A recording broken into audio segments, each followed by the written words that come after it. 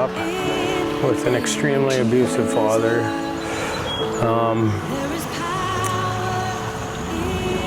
A lot of times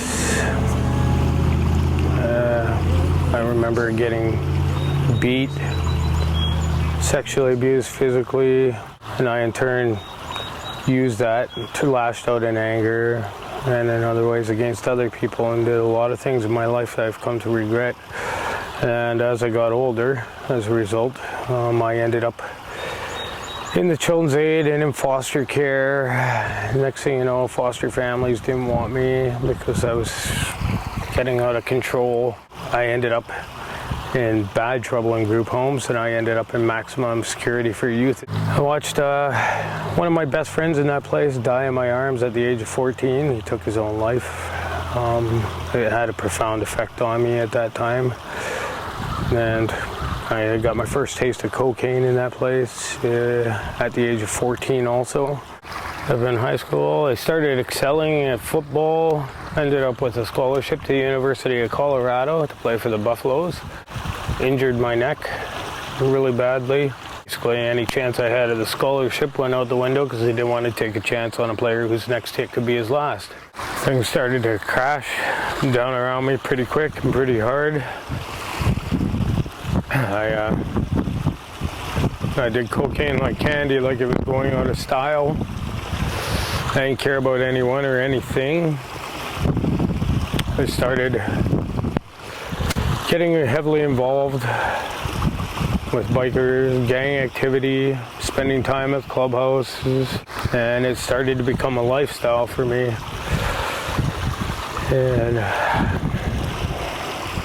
I gave up on a lot of things, hopes and dreams. Well, I ended up coming back out to Winnipeg. I met a girl named Jennifer who currently with to this day. I love her. She's helped me get to the point where I needed to be at this time in my life. Things never changed for me though. I still was the same person I was then, still into drugs heavily. My mom showed up 8 o'clock in the morning with me still high as a kite, I guess you could say, and decided she was taking me to church. And at that point, I was like, there's no way I can go to church. Have you seen me? I mean, look at the condition I'm in. There's no way.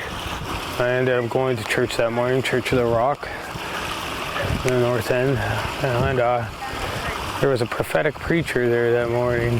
I can't exactly remember what he said to me, but he spoke something over me, and all I know is I remember it making me break down, spilling all my cards on the table about what was going on in my life at the time. And they told me about Teen Challenge.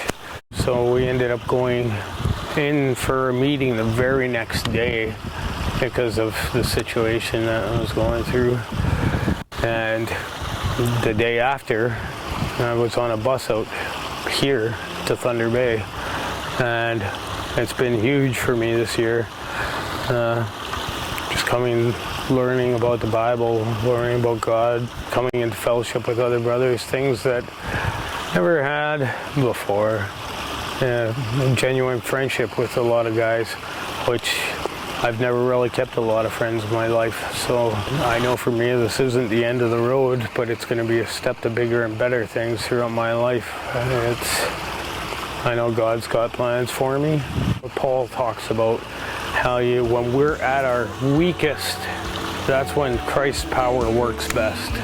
And I think that's what I had to hit. I had my lowest point.